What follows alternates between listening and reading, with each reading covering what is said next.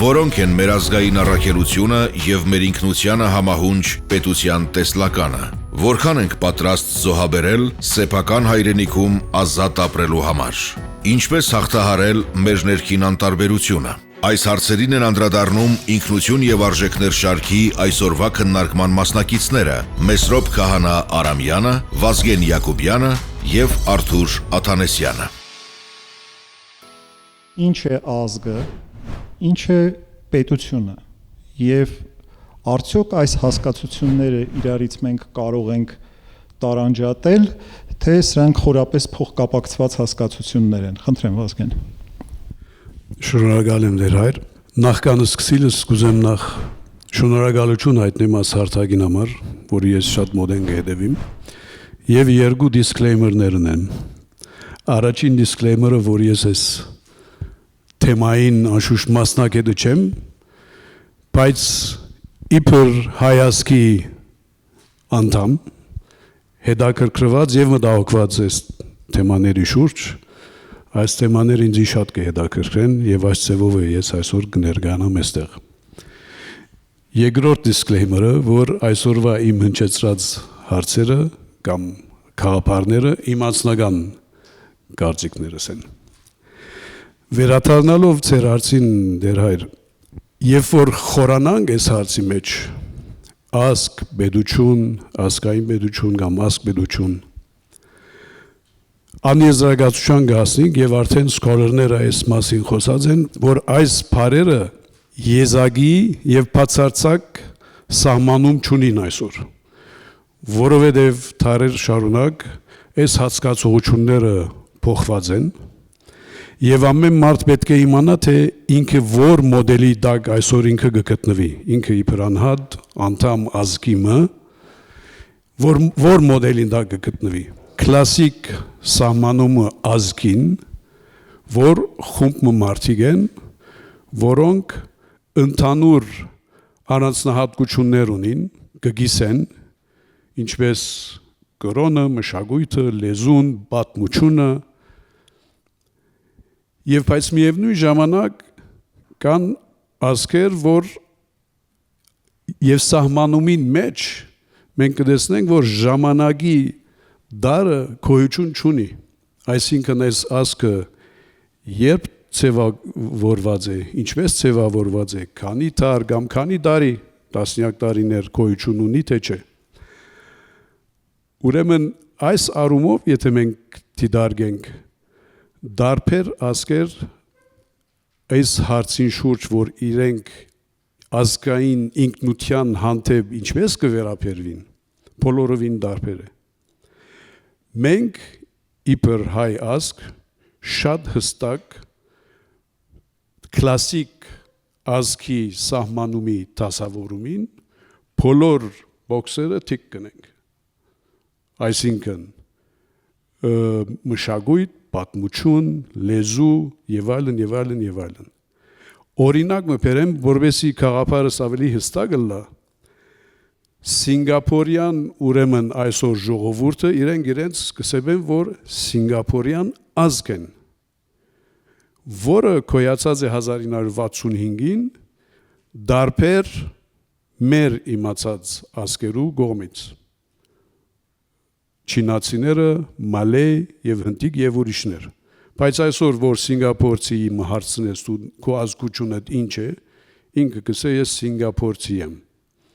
Բոլորովին ընկալած լալով։ Ուրեմն Սինգապորցի այսօր իր ընկալումը ազգի գաղափարին բոլորովին դարբեր է, անինչ որ մենք ունենք կամ պետք է ունենանք։ Վազգեն, քանի որ այս թեման հենց դու ինքդ ես առաջարկել,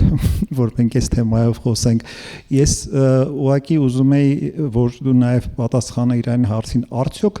պետությունը հնարավոր է ազգից տարանջատել, թե դրանք փոխկապակցված են։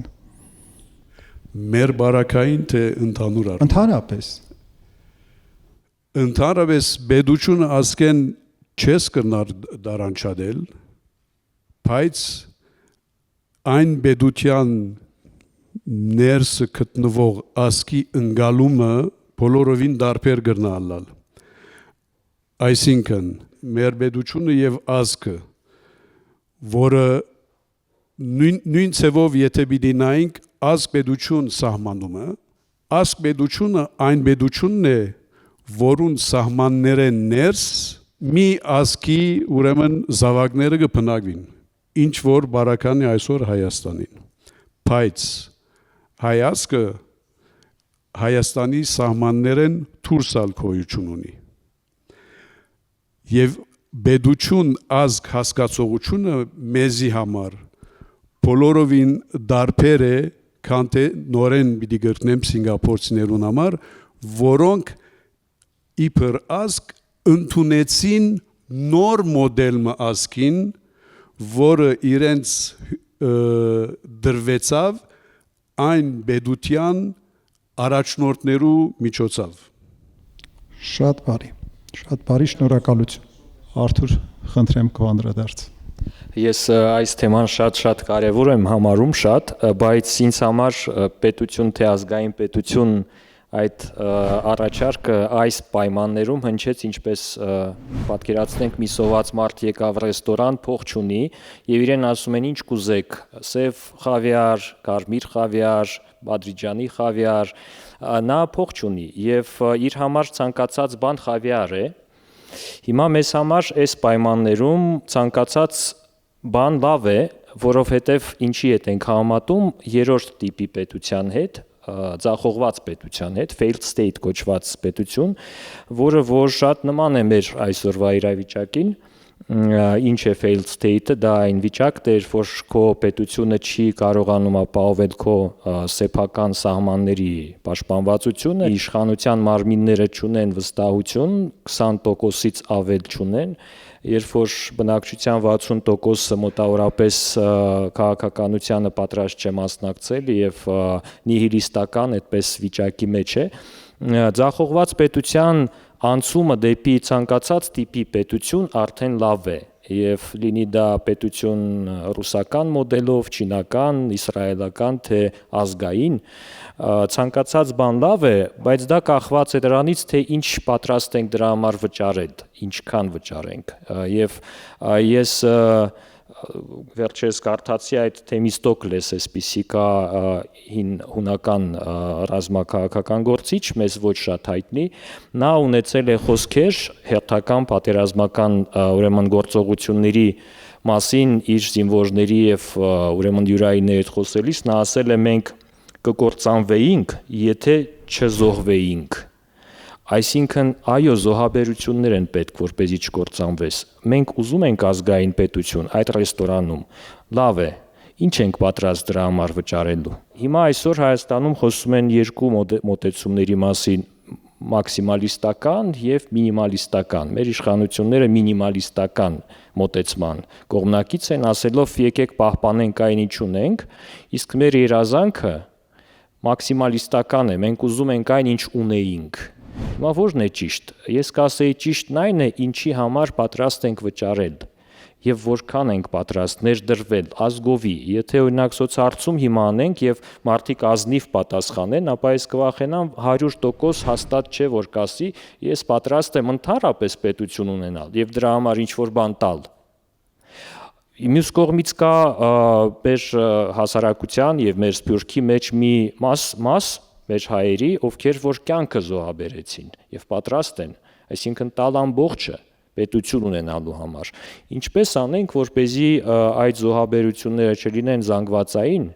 սակայն մեր ստանալը լինի այն ամենը, ինչ ուզում ենք, ազգային պետություն եւ ոչ թե պետություն ցանկացած տիպի եւ տեսակի եւ ցանկացած պայմաններով։ Սա խնդրեմ է ինձ համար եւ իսկապես եկեք մեզ հարցնենք ինչ ենք պատրաստ վճարելու, որպեսզի օրինակ այսօր սահմանեցինք ազգային պետություն, ինչ է սա իր ազգի երազանքներով, ջանքերով, նախնիների եւ ներկաների ջանքերով կառուցվող մեր եսն է։ Տարբերությունը Տեր Մեսրոպինց թվում է ազգի եւ պետությանն այն է, ազգն այն է, ով ենք մենք, իսկ պետությունն այն է, որտեղ ենք մենք գտնվում։ Եվ եթե մենք ասում ենք այո, գիտենք ով ենք մենք, հայ ազգ ենք, ապա որտեղ ենք մենք,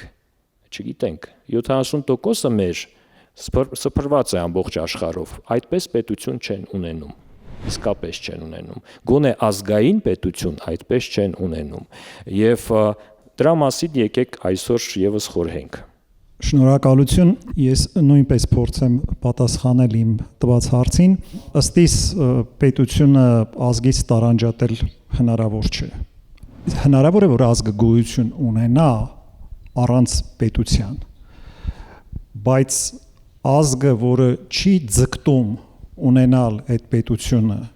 չի ձգտում ինքնուրույն ապրել, իր ազատությունը իրագործել, սովորաբար այդ ազգերը դատապարտված են։ Եվ այդ առումով, այո, դու կարող ես պետություն չունենալ, բայց շատ լուրջ պետական մտածողություն ունենալ։ Օրինակ,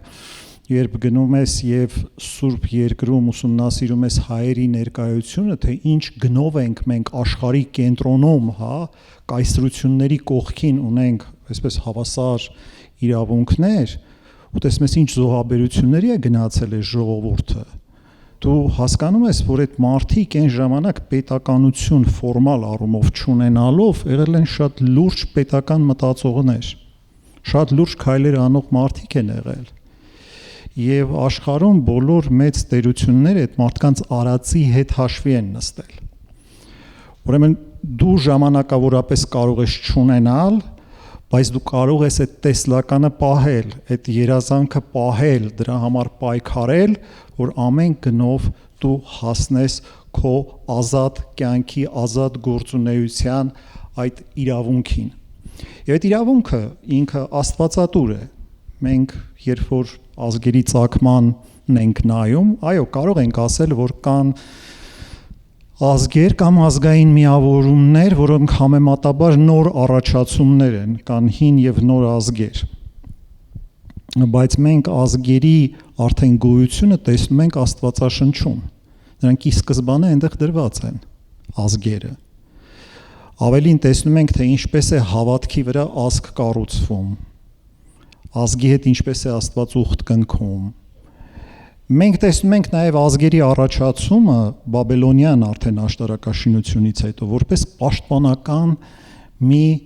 այսպես ամրոց, մի պաշտպանական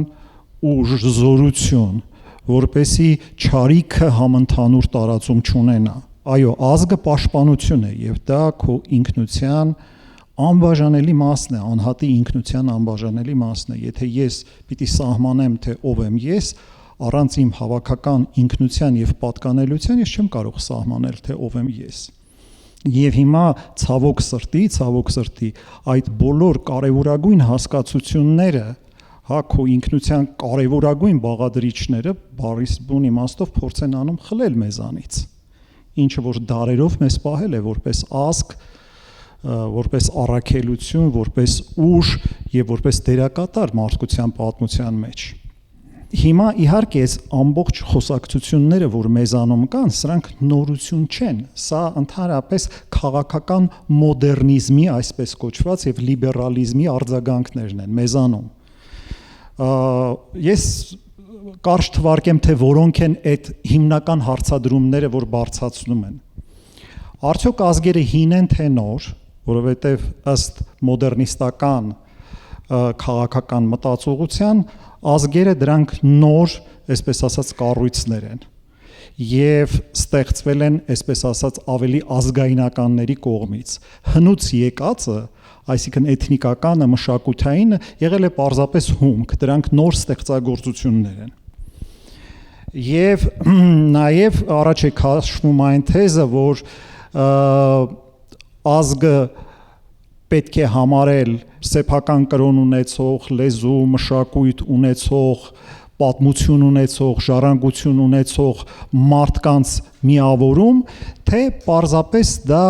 սոցիո այսպես քաղաքական մի միավոր է, որը ապրում է, միություն է մարդկանց, ապրում է պայմանագրային սկզբունքներով, ինչ որ տարածքի վրա, ունի քաղաքացիություն եւ այլն, եւ անհատը ինքը ազատ է որոշել, թե ընդհանրապես որ ազգին է պատկանում եւ կարող է մի ազգի անդամից դառնալ մեկ այլ ազգի անդամ։ Սա այս ժամանակակից մոդեռնիզմի բարձրացրած ուրեմն հարցերն են, որոնք խորագույն հակասության մեջ են այն պատկերին, ինչը որ մենք տեսնում ենք նախ Սուրբ գրքում որպես կարևորագույն եւ հնագույն սկզբնաղբյուր, որ ազգերը եղել են խաղացողներ, եւ բացի դրանից դա հակասում է մեր հայերի պարագայում հակասում է այդ դարերով անցած ճանապարհին եւ այն զոհաբերություններին, որի մասին Արտուր ասաց, դրանք աներևակայելի զոհաբերություններ են եղել, որ մենք կատարել ենք մեր ազգային ինքնությունը պահպանելու համար եւ մեր պետականությանը հասնելու համար։ Իմիջայլոց ասեմ, որ նաև մենք պետք է հասկանանք, թե մենք ինչի շարունակությունն ենք։ Մենք այսպես ինչ որ անհասկանալի անիմաստ մի առաջացում ենք ժամանակի մեջ, թե մենք ինչ որ որոշակի հոգևոր, ազգային, այսպես մտածողության, ժառանգության շարունակողներն ենք։ Մենք որ պետականության շարունակողներն ենք, սա շատ կարևոր է հասկանալ։ Առաջի քրիստոնյա երկրի, մի երկրի մասին, որի մասին խոսում է հիացմունքով հույն պատմաբան Պոլիբիուսը 3-րդ դարում մեր թվարկությունից առաջ, նա օրինակ է բերում հայերին եւ հրեաներին եւ հանդիմանում է հույներին, որոնք քաղաք պետություններից են կողմ չանցան եւ չկարողացան ստեղծել իրենց ազգային պետությունը եւ պայքարել Հռոմի դեմ, ասում է օրինակ վերցրեք հայերից եւ հրեաներից, ովքեր կարողացան պայքարել եւ ստեղծել իրենց ազգային պետությունները։ Այսինքն մենք դարերով այդ ազգային ոչ միայն ազգի գոյության համար, այլ ազգային պետության համար պայքարել ենք ընդդեմ աշխարհակուլ կայսրությունների։ Ի շարունակություն իմ այս առաջին հարցի ես ուզում եմ նաև մի հարցել տալ, որպեսզի մենք հստակեցնենք նաև մեր պատկերացումները, որովհետև նորից շատ վտանգավոր թեզեր են հաշվում, օրինակ հայրենիքը պետությունն է եւ այլն, այսինքն ամեն անգամ այդ պաստառները որ տեսնում եմ, ես ուղղակի ցնցվում եմ։ Ընդհանրապես ինչ ենք հասկանում մենք հայրենիք ասելով, հայրենիքը ինչ է մեզ համար, մենք կարող ենք հայրենիքի գաղափարը այդքան պրիմիտիվացնել կամ նույնացնել ինչ որ քաղաքական զուտ հասկացողության հետ։ Խնդրեմ Վազգեն։ Հիմա իբր սպյուրքահայ եթե մտածեմ, հայրենիքը նախ եւ առաջ եթե անգլերենով մտածենք, կարելի է քիչ ավելի հայրենիքը եթե թարգմանենք կամ անգլերենով ասենք homeland, այսինքն հողն է։ Հողը այո, այսօր Հայաստանը մեր հողին մի մասն է, բայց մեր պատմության մասին եթե մտածենք, մենք եթե իմանանք մեր ազգի պատմության մասին, կոնե մենք սպյուրքահայերուս բավական մեծ բաժինը, որը ցեղասպանության են ելած են, մեզի համար հողը շատ ավելի մեծ իմաստ ունի։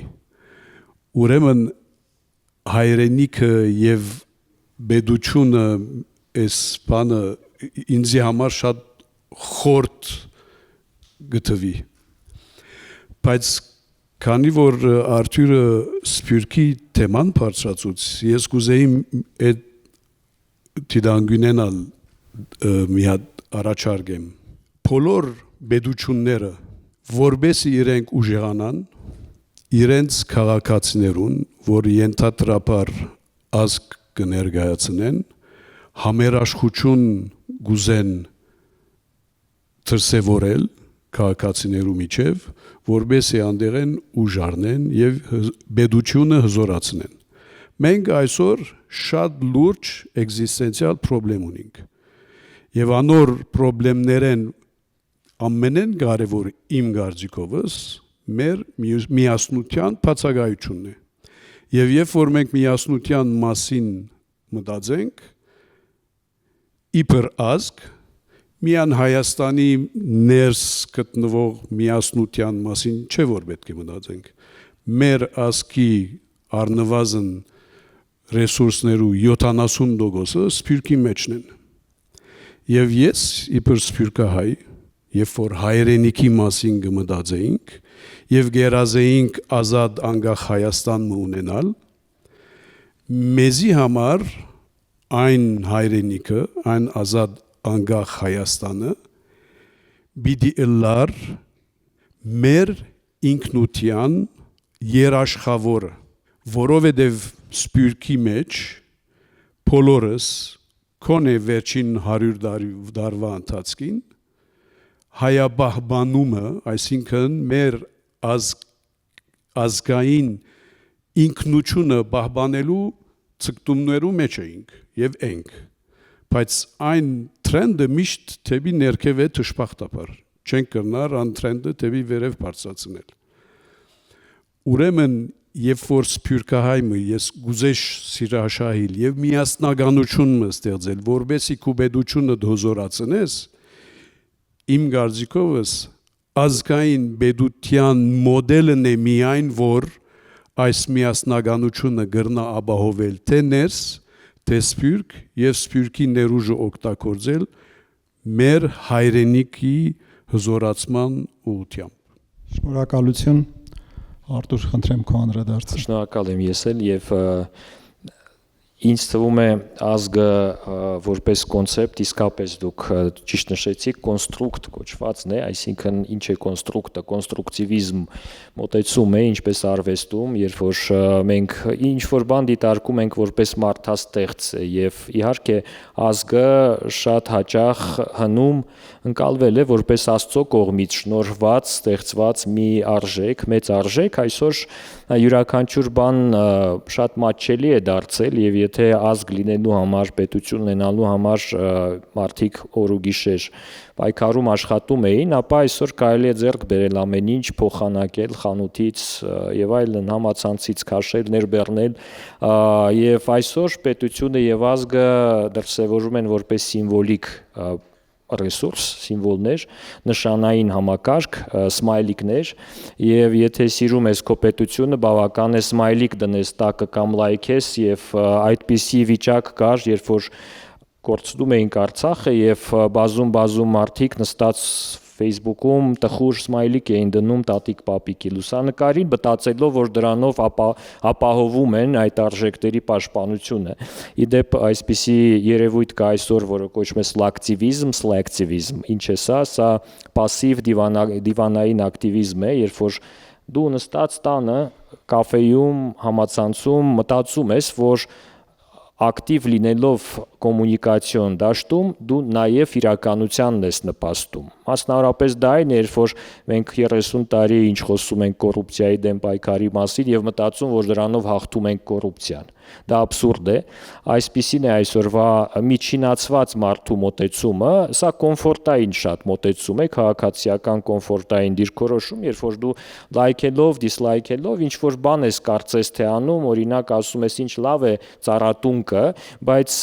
պետք է իսկապես գնալ եւ ծառ տնկել, որպեսզի այդ ծառը լինի եւ ոչ թե ասել ինչ լավ է դա։ Մեր պարսիկ հարևանները ունեն հին ասացվածք, որքան խուրմա չասես, քաղցրություն չես զգա, նույնն է դա եւ սլակտիվիզմը մոդայիկ երևույթ է այսօր, այդպես ենք վերաբերվում նաեւ պետությանը եւ հայրենիքին։ Այսօր կարելի է խոսել հայրենիքի մասին իր համար ոչինչ չանելով եւ մտածել, որ ինչ որ բան արել ես, սա մասսայական դիրքորոշում է եւ այն կմեծանա ապագայում։ Մյուս կողմից իսկապես հայրենիքը եւ պետությունը եւ ազգը կոնստրուկտներ են եւ կոնստրուկտը այն է, որ շատ վաղուց կամ ոչ այդքան վաղուց մի խումբ խելացի մարդիկ, քաջ մարդիկ ջանքեր են գործադրել, որպեսզի ձևավորվի միասնական համընդհանուր մի արժեք, որտեղ որ ապրելու ենք եւ որով ապրելու ենք։ Սա որքան հին այնքան լավ բնականաբար, բայց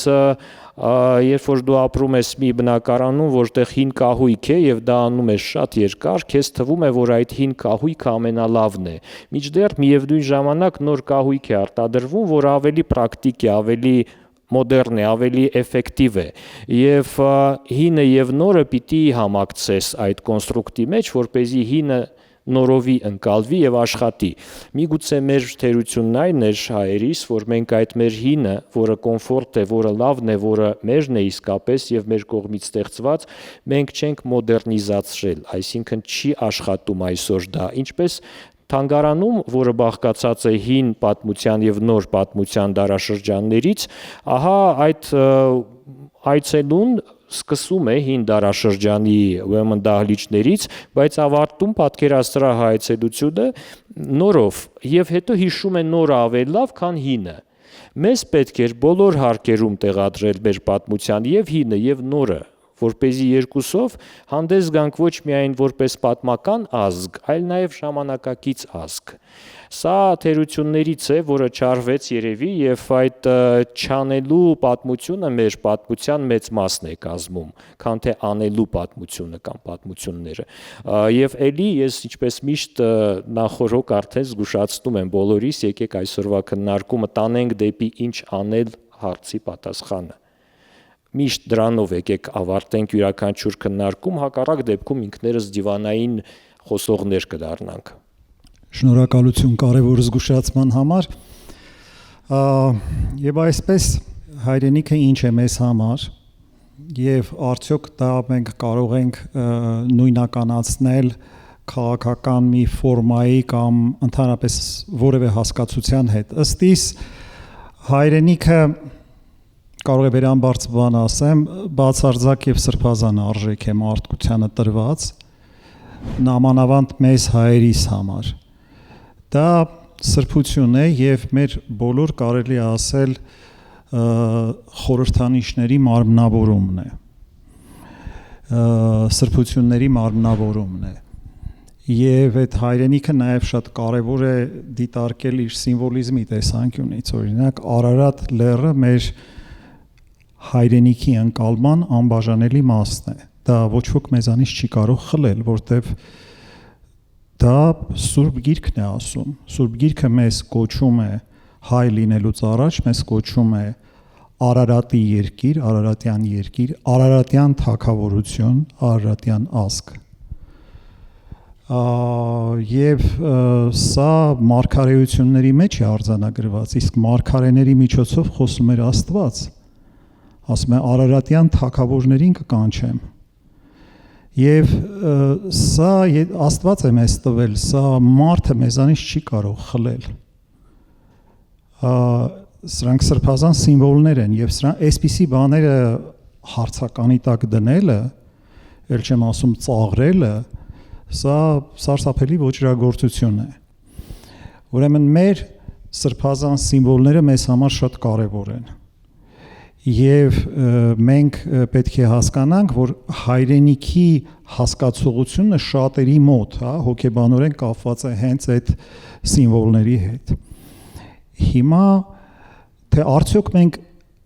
այսօր տիրապետում ենք այդ հայրենիքի ամբողջականությանը, թե մի մասին եւ այլն, դրանք այսպես կարող են պատահել, որ ինչ որ ժամանակ դու նաեւ կորցրած լինես քո հայրենիքը, արտակնապես կորցրած լինես,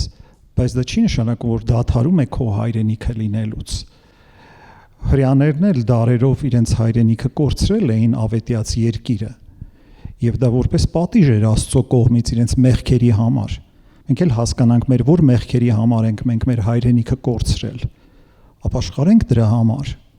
եւ չդադարենք երազելուց, պահպանենք այդ հայրենիքի երազանքը, որտեղ այդ հայրենիքի երազանքն է նաեւ որ մեզ որպես ազգ պահում եւ ձևավորում է։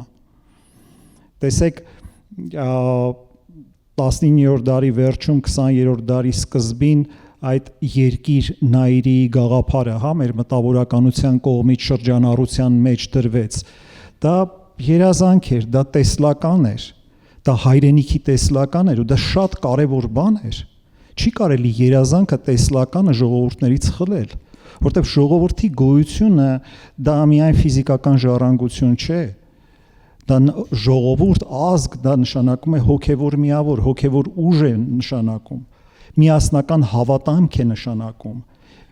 ոչ միայն պատմություն եւ ժառանգություն, այլ միասնական առաքելություն եւ միասնական տեսլական։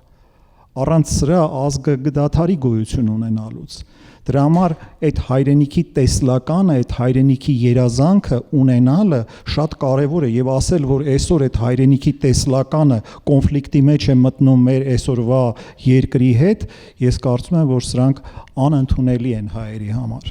Եվ իրավացիորեն շատ շատերի կողմից, շատ շատերի մոտ վրդովմունք են առաջացնում։ Հիմա հայրենիք հասկացողությունը դա, գիտեք, Վազգենը շատ կարևոր մի բառ օգտագործեց, հետաքրքիր տարբեր ժողովուրդներ ինչպես են ընկալում, անգլերենում homeland է կոչվում, այսինքն դա քո տունն է, հա, ինչ որ առումով քո երկիրն է, ռուսերենում ռոձինա, որ նշանակում է ծննդավայր, ուրեմն այդ հանգամանքն է շեշտված, հայերենում կոչվում է հայրենիք, ըստ իս հայկական ընկալումը շատ էգզիստենցիալ ընկալում է հայրերի երկիր, հայրեր, նախահայրեր, որտեվ մենք այն հազվագյուտ ազգերից ենք, որ գիտենք մեր սերնդաբանության մասին, մինչև արարչագործություն, ամենայն դեպս Մովսես Խորենացին տալիս է դա, այսինքն մենք գիտենք որտեղից ենք մենք գալիս, մեր ինքնության պատմական հետագիծը հստակ է մեզ համար, և հայրենիքը մեզ համար մի երկիր է, որտեղ ապրել են հայրերը,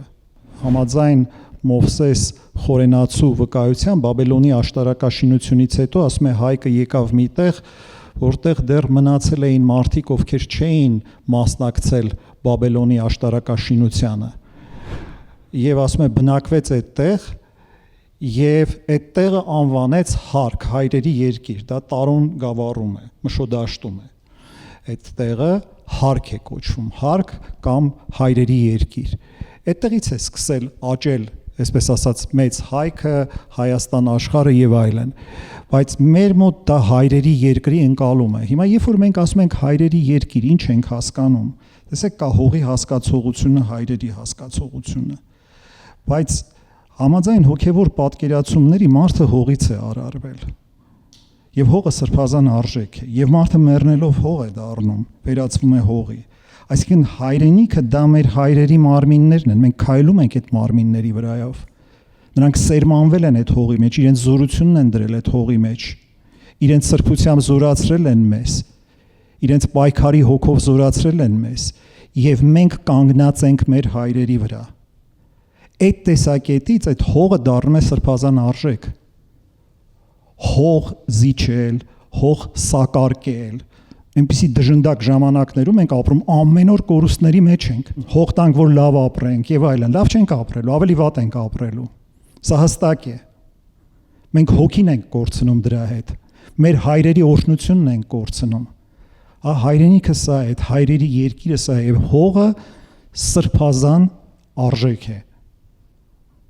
նամանավանդ մեզ հայերիս համար։ Հիմա պատրաստ ենք պատասխանել դահլիճից հնչող հարցերին, այնուհետև մենք կշարունակենք մեր զրույցը։ Նախ կուզեի հարցնել բարոն Արթուրին, որչափ պատրաստ ենք վճարելու կամ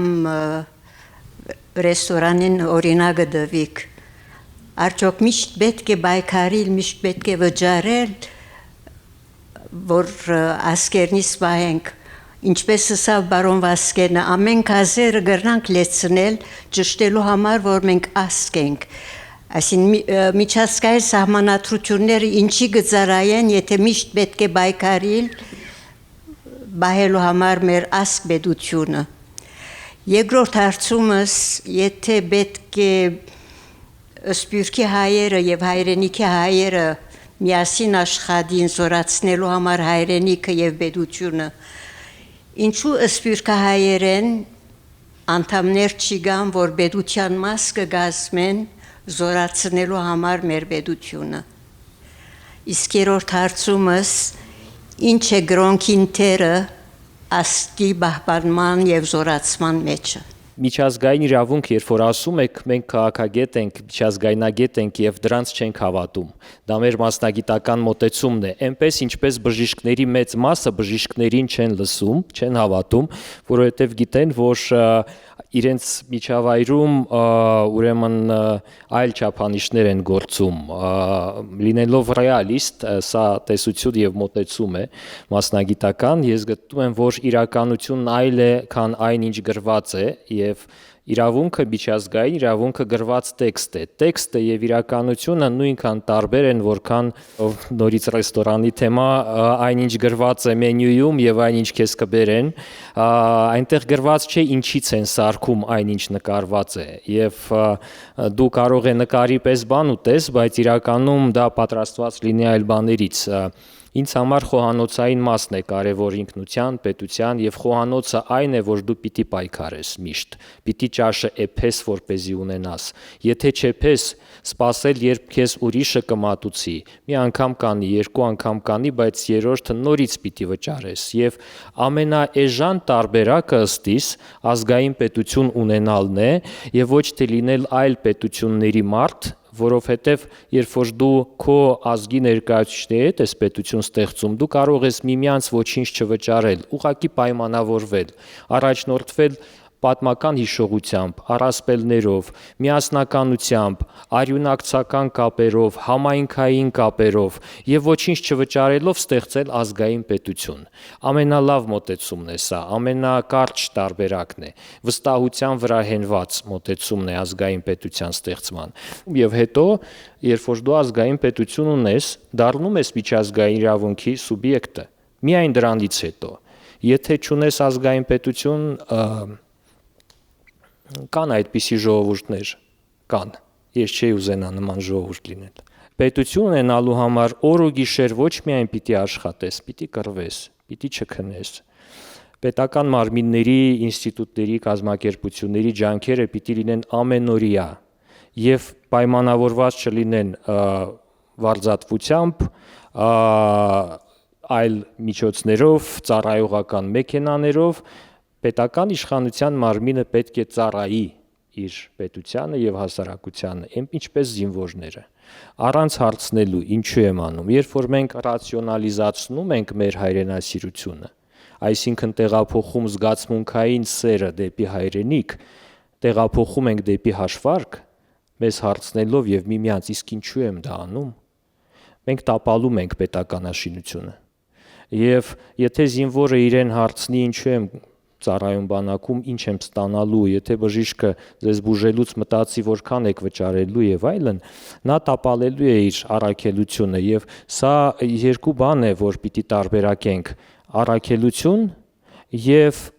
շահախնդիր նպատակադրություն։ Առաքելություն է պետություն կառուցելը, միսիա է, հոգեվոր մոտեցում է, հոգեբանական մոտեցում է, մկանային համակարգի աշխատանք է, մտածողության աշխատանք է, ամբողջությամբ եւ բնականաբար պետությունները ստեղծվել են պայմանագրի արդյունքում։ Մենք պիտի միմյանց հետ որոշենք, ուզում ենք պետություն, եթե այո, ապա պատրաստ ենք միասին դայն կառուցել։ Եթե բոլորս ուզում ենք, բոլորը չէ որ պատրաստ են, այդ ով պատրաստ չէ պետք է դուրս գա պետության սենյակից, գնա եւ այլ բան կառուցի, գոնե չխանգարի։ Այս դիսկուրսը Հայաստանում ցավոք չի կատարվում եւ իսկապես մենք ունենք սփամ մարդիկ, խանգարող մարդիկ, իսկապես ունենք, ովքեր ֆեյք հայրենասեր են, ովքեր կեղծ հայաստանցի հայ հայրենասեր են եւ իրենց քանակական մեծությունը որևէ կերպ չի անդրադառնում իրենց որակի վրա։ Որակը մեզ մոտ ավելի քիչ է, քան քանակը։ Դա հաստատ այդպես է։ Ազգային սփյուռքահայերի մասնակցության առումով դժվար հարց է։ Նախ եւ առաջ հավանաբար ասիգա գիտեք, որ այս որոշումը ուրեմն Հայաստանի պետության դարբեր օղակներու որոշումն է, որ պետք է առնեն։ Բայց վերաթարնալով ազգային պետության գաղափարին, ինչպես դեր Մեսրոպը ասավ, մենք եթե մեր ազգային ինքնությամբ հբարդենք, մենք եթե պիտի դրսևորենք մեր միասնական տեսլականը, ազգային պետությունն է, որ այն տեսլականը գրնա իրականացնել, եւ իդեալական ազգային պետությունը այն է, որ գմիացուլ է պետական կառավարումը մեր ազգային ինքնության պայմաններու հետ։ Աննելու համար մենք առաջնորդներու պետք ունենք։ Եվ եթե այն առաջնորդները համոզված ըլլան այս գաղափարին, ազգային պետություն, միասնական տեսլական եւ այլն, ես շատ վստահ եմ, որ իրենք լուծումը պիտի գտնեն, որ ինչպես սփյուռքի ներուժը ներառեն հայրենիքի հզորացման համար, որուն լուծումներեն մեկը ցերսածն է։ բայց ան ընելու համար կվերադառնանք, ասենք, որ մենք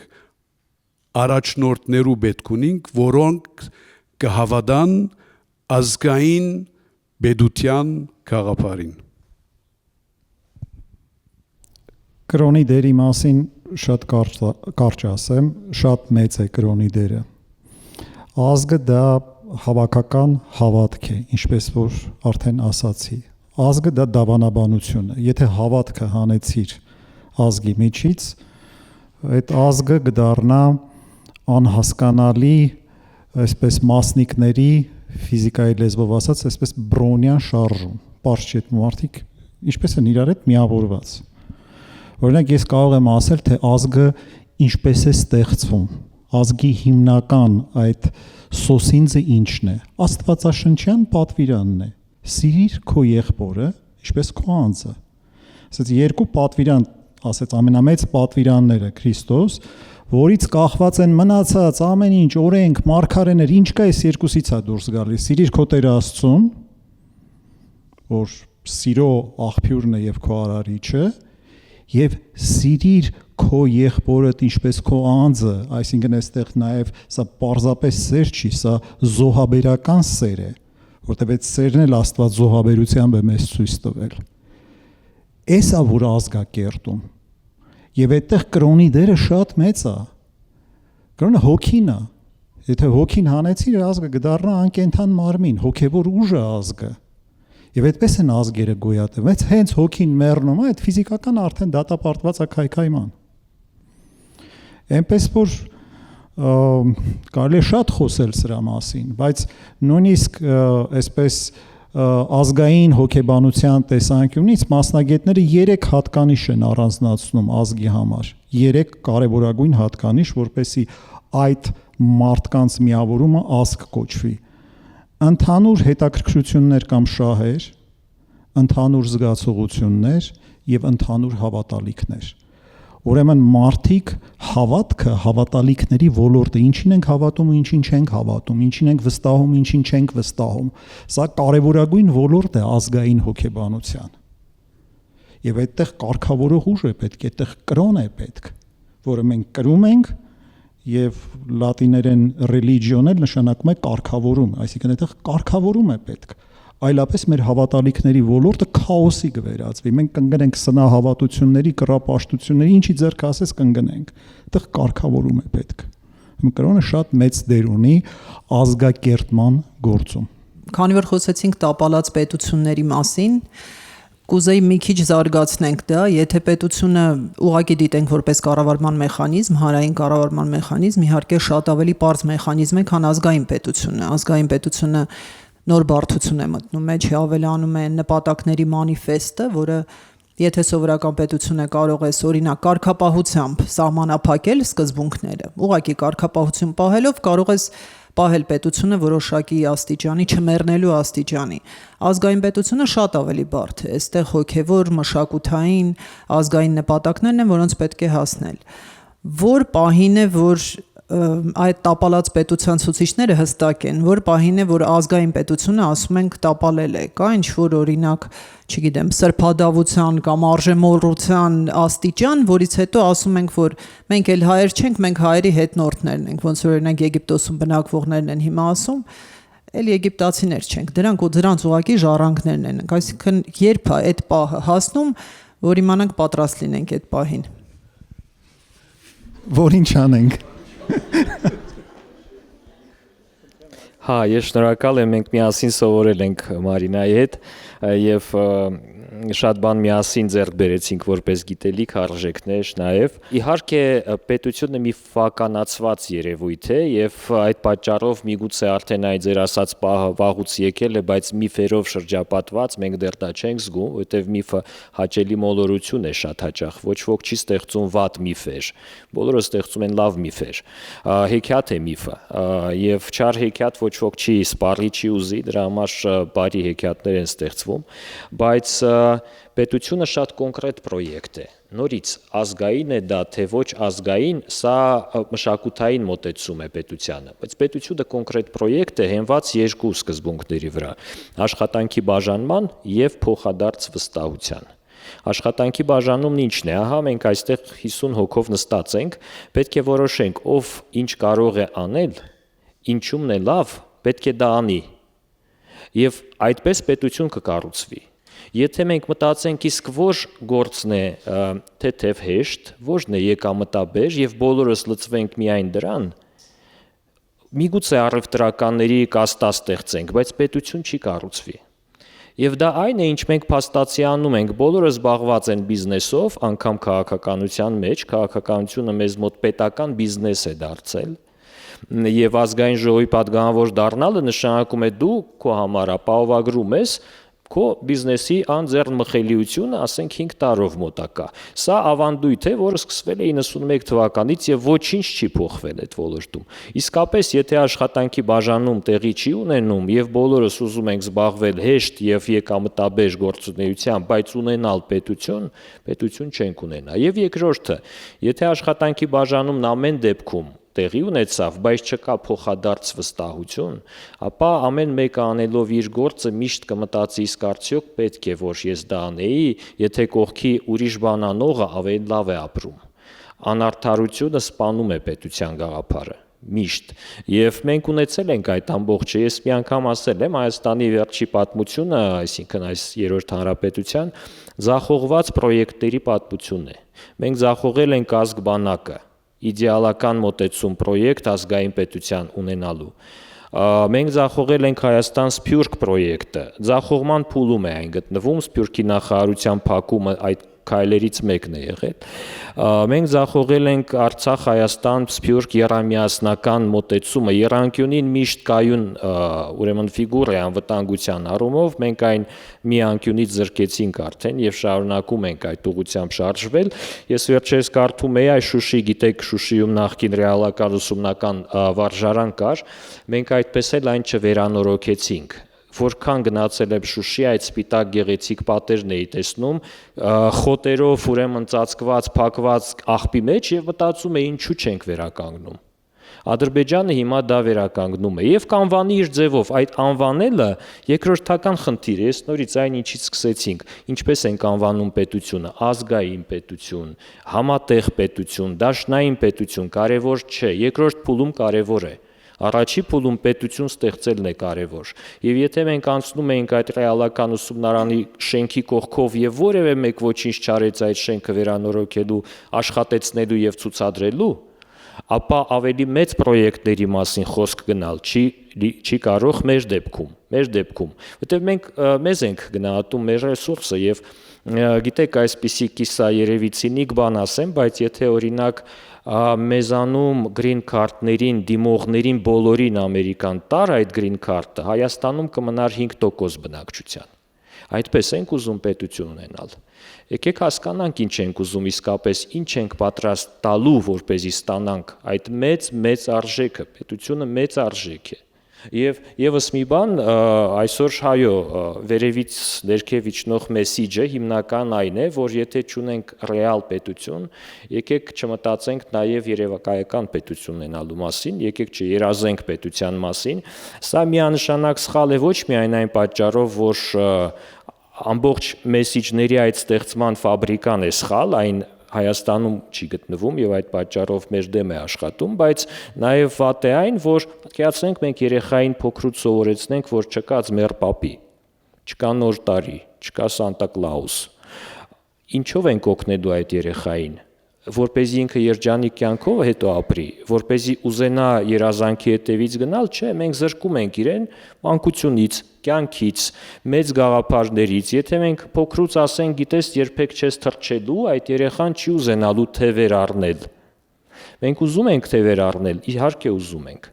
Եվ եթե լսում ենք այդպիսի ինֆորմացիա, մեսիջ, որ չարժե նայել Մասիս սարին, որովհետև այդտեղ հասնել չենք կարողանա,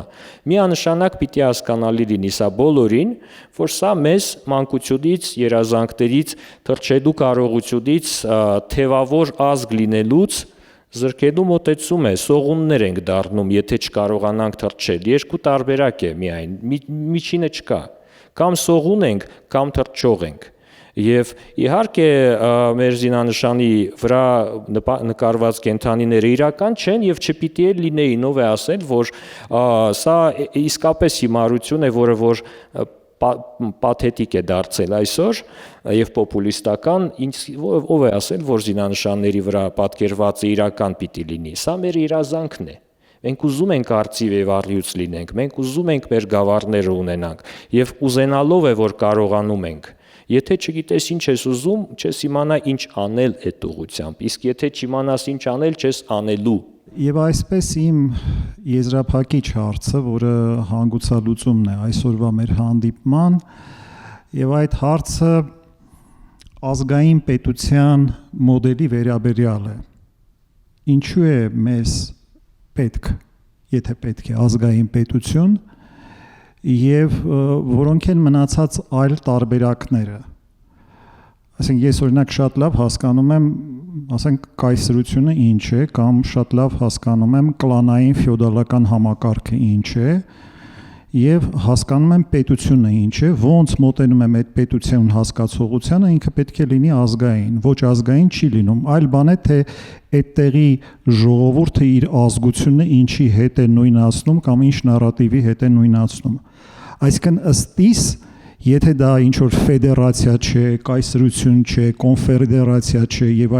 այլն, առանցին ինքը միավոր է, ինքը պիտի լինի ազգային, որոշակիորեն ազգային։ Եվ այդ մոդելը ի տարբերություն օրինակ կայսրությունների կամ այլ տեսակի ֆեդերացիաների եւ այլն, ինչու է արդյունավետ եւ հատկապես ժամանակակից աշխարհում, որտեղ ժամանակակից աշխարհում այս լիբերալ աշխարհայացքի կողմից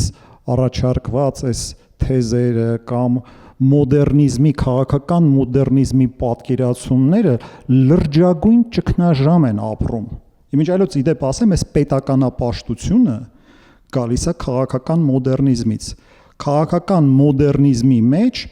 պետությունը պարզապես պաշտամունքի առարկա է, ինչը հիմա մեր մոտ փորձում են անել։ Այսինքն դրա աղբյուրը հստակ է որտեղից է գալիս։ Հիմա ինչու է պետք է ազգային պետությունը եւ դա ինչի համար է մարդկանց համար կարեւոր, օրինակ ինձ համար, քեզ համար, մյուսների համար, ինչու համար է կարեւոր ազգային պետության մոդելը, եթե մենք հավատում ենք դրան։ Ազգային պետությունը ինչպես պիտի դեղայնացնենք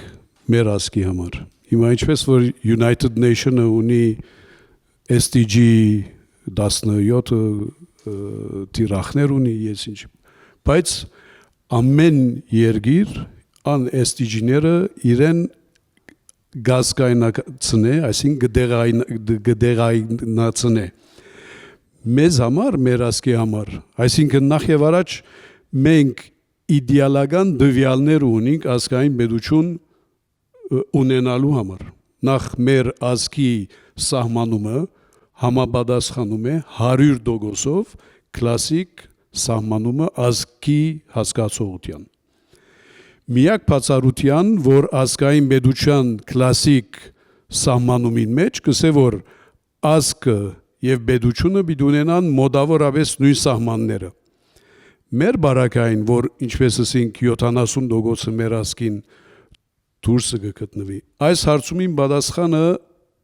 Խաչիկ Թոլոլյան անունով ուրեմն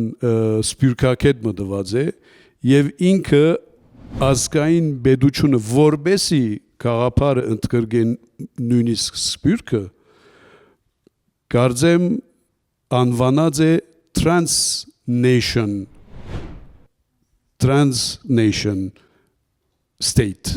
ոչ թե nation state, transnation state, բայց իմ կարծիքովս անվանումները կարևոր չեն, ինչպես ասենք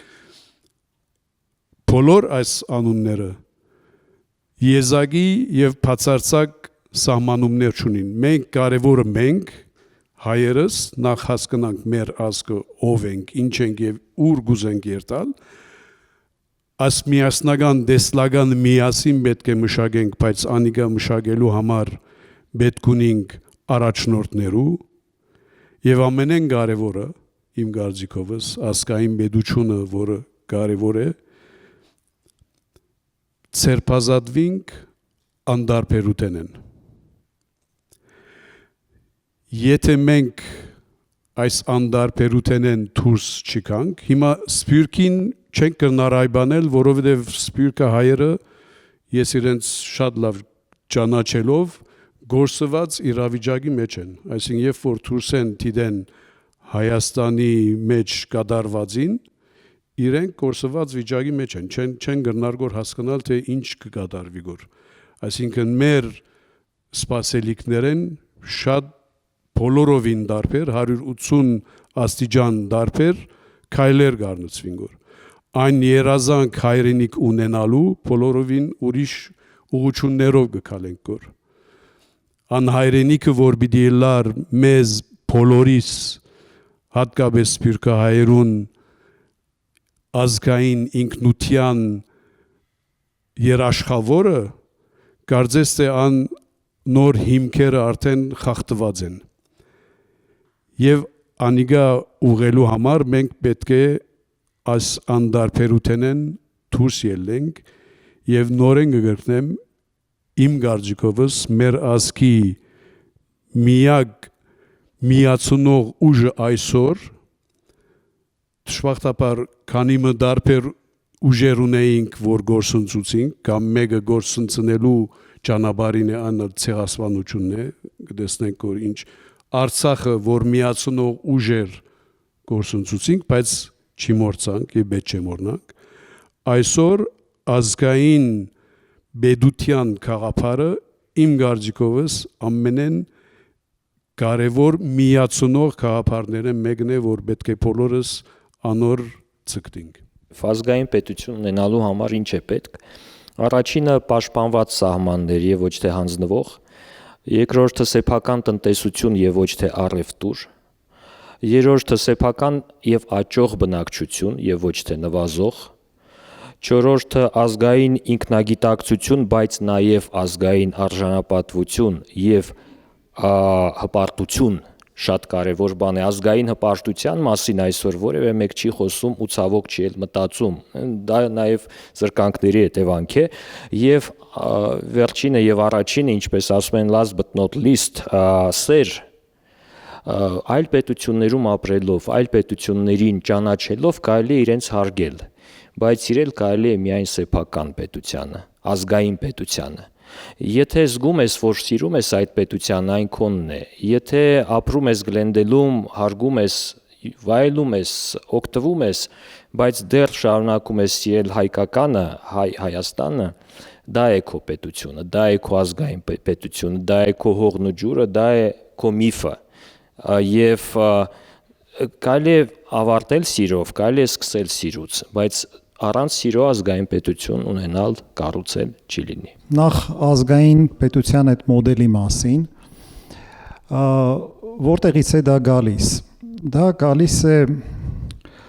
մի կարևոր սկզբունքից, սուրբգրային սկզբունքից, որը դրված է արարչության մեջ եւ դրված է ամբողջ մարդկային քաղաքակրթության մտածողության մեջ։ Դա կոչվում է ազատ կամք։ Համարվում է, որ մարդը օժտված է ազատ կամքով եւ մարդու իրագործման եւ կայացման լավագույն ճանապարհը ազատությունն է։ Այսինքն, եթե իրեն զրկում ես ազատությունից, այդ մարդը չի ունենում այսպես իրագործվելու կյանքում ինչ որ մի բանի հասնելու լուրջ հնարավորություն։ Այդ նույնը հավասարապես այդ ազատության սկզբունքը վերաբերվում է նաև ազգերին։ Այսինքն ազգերը որպես միավորներ պիտի ունենան այդ ազատությունը, դա ազգի գոյության լավագույն եւ բնական եւ սուրբգրային, ես կասեի, վիճակն է։ Աստվածաշնչյան վիճակն է։ Ազգը պետք է այդպիսին լինի, ազգը պետք է ունենա իր սահմանները, բնական վիճակը այդպիսին է։ Օրինակ հрьяաներին արգելվեց, ասեց, որ ասենք իրենց սահմանները հանգարց չմտնեք, որտեվ դա իրենց սահմաններն է։ Աստված հստակ ասում է, ուր կարող են գնալ, ուր չեն կարող գնալ։ Դա քոնը չէ, դու ունես քոնը եւ դա իրենն է։ Այս հասկացողությունը շատ կարևոր է, այդ սահմանի հասկացողությունը, որը քո ինքնության անբաժանելի մասն է։ Քո սահմանները նաև պաշտպանելու կարողությունը, քո սահմանների ներսում այդ համերաշխությունը, այդ հավատարմությունը, այդ մնացած բոլոր հոգևոր սկզբունքները ապահովելը։ Սա բնական վիճակն է։ Իմպերիալիստական վիճակներում շատ բաներ ճնշման տակ են։ Դա ամենևին էլ ազգերի իրագործման լավագույն տարբերակը չէ։ Մենք լավ, այսպես ասած, տեղավորվել ենք տարբեր իմպերիաների մեջ, բայց ես չեմ կարող ասել, որ օրինակ ասենք Օսմանյան կայսրությունում ապրելով, ոնց որ ասած, մենք առանձնակի պտղաբերել ենք որպես ազգ։ Կարող եմ այլ բաների մասին խոսել։ Ճիշտ է, բյուզանդական կայսրությունը կարելի ասել բացառիկ բան է, որովհետև այնտեղ մենք առնվազն կայսրերի կեսը եղել են հայեր եւ այլն, դա մի քիչ պատմականորեն շատ հետաքրքիր դեպք է մեր ազգի դերակատարությունը հենց բյուզանդական կայսրության մեջ, բայց դա առանցին խոսակցություն է, բայց այնուամենայնիվ այդ կայսրությունները կամ այդ մեգամիավորումները ինչի մեջ մեզ ուզում են խցկեն, հա, որը սկսվել է այս լուսավորության դարաշրջանով եւ այլն, այդ այսպես ասած, որ առանց սահմանների պիտի այսպես ասած մարդիկ իրար հետ ապրեն, համերաշխ եւ այլն, այդ ուտոպիա է։ Կոմունիստներն էլ են այդ ուտոպիան ունեցել, մարքսիստները, կոմունիստները եւ այլն, եւ հիմա այն ինչը այս լիբերալ աշխարհայացքը մեզ պարտադրում է, դա այդ ուտոպիայի տեսակներից մեկն է եւ ոչինչով չի տարբերվում մարքսիզմից։ Դա նեոմարքսիզմ է ուղղակիորեն։ Ուրեմն ազգերի գոյության բնական վիճակը իրենց ինքնությանը համահունչ պետություն ունենալն է, իրենց ինքնությանը, իրենց պատմական ժառանգությանը, աստվածային պատվիրաններին համապատասխան պետություն ունենալն է, որտեղ գերակայում է եղբայրասիրությունը։ Իդեպ ասեմ, որ պետության վերաբերյալ ամենահայտնի ստեղծագործություններից մեկը Պլատոնի պետություն ստեղծագործությունն է։ Այդ գիրքը սկզբից մինչև վերջ առաքինությունների մասին է։ Ուրիշ բանի մասին չի խոսում։ Պետությունը դա առաքինությունների համակարգ է։ Պետական պաշտոնյան, ըստ Պլատոնի, պիտի լինի այդ առաքինությունների կրիչը, կրողը պետք է լինի։ Եվ դրա համար Պլատոնը համոզված է, որ միայն փիլիսոփաները կարող են ղեկավարել պետությունը։ Եվ փիլիսոփան այն ժամանակ երկու բան էր նշանակում։ Նախ գիտելիք եւ փորձառություն, եւ երկրորդը առաքինությունների մեջ հմտություն, այսինքն փիլիսոփան չէր կարող տրվել ցոփությունների, կաշառակերության եւ այլ, ինքը առաքինություններով զարդարված մարդ էր։ Ոստի այդ գրքի ոնց որ հիմնական նպատակ, թե ինչպես ձևավորենք այդ փիլիսոփաներին, որ տարբեր գայթակղությունների չտրվեն եւ գնան եւ նվիրվեն պետական ծառայությանը։ Եվ դա Աստված, որ մենք մի օր գանք այդ լավ օրման։ Այսպիսին է եղել պատկերացումը պետության մասին եւ դրա համար ես խորապես համոզված եմ եւ այսօր աշխարհում գնալով շատանում են այդ մարդկանց քանակը շատանում է, ովքեր համոզված են, որ ազգերի գոյության լավագույն մոդելը, լավագույն պետական մոդելը ազգային պետությունն է։ Ոչ թե անհասկանալի, այսպես անհոգի ինչ որ արտաքին մի մոդելի ստեղծումը, որտեղ մարդիկ պարզապես ունեն պայմանագրային հարաբերություններ, կարող են խզել այդ պայմանագրերը, նոր պայմանագրեր։ Երբ որ մենք եղբայրասիրության պատվիրանի մասին ենք խոսում, եղբայրությունը, այդ կոնտեքստը, որի մեջ որ ես ծնվել եմ, ես դա կարող եմ ընտրել, ես դա կարող եմ խզել, ես կարող եմ ընտրել իմ ծնողներին, ես չեմ կարող ընտրել իմ ծնողներին։ Ես չեմ կարող ընտրել իմ եղբայրներին եւ քույրերին, եւ նրանց նկատմամբ ես պարտականություն ունեմ։ Ուստի այդ ազատության սկզբունքը այդպես վայրենի կերպով կիրառել ի հաշիվ շատ ավելի կարևոր հարցերի, հա, այդ հավատարմության եւ այլն, ես կարծում եմ, որ լրիվ քաոտիկ վիճակ է ստեղծում մարդկության մեջ։ Շատ է խոսվում ազատության մասին, սա էլ ասեմ ու այսօր եզրափակեմ։ Եվ երկու կարևոր հարց կա այդտեղ, որպեսզի մենք չխափնվենք։ Ազատություն ինչի համար եւ ազատություն ինչից։ Որտեւ եթե բարիքի հասկացողությունը հանեցիր, այդ ազատությունը դառնում է չարիք։ Եթե ազատությունը ուղղված չէ դեպի բարիքը, ուրեմն ազատությունը նպատակ ունի, այն ուղղված է դեպի բարիքը եւ ճշմարտությունը։ Ամեն բանի համար ազատությունը դա լավ բան չէ եւ նույնիսկ կարող է կործանարար լինել։ Եվ ազատությունը ինչից։ Ես շատ լավ հասկանում եմ ազատությունը մեղքից,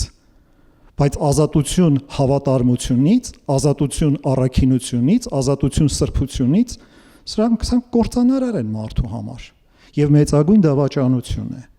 Ուրեմն այդ ազատության կա այսօր աշխարհում շատ սխալ մեկնաբանություն եւ դրանից բխող այ պետական,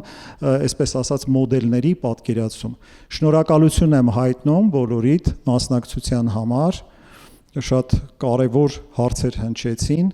եւ բարի երեկո եմ մաղթում բոլորիդ։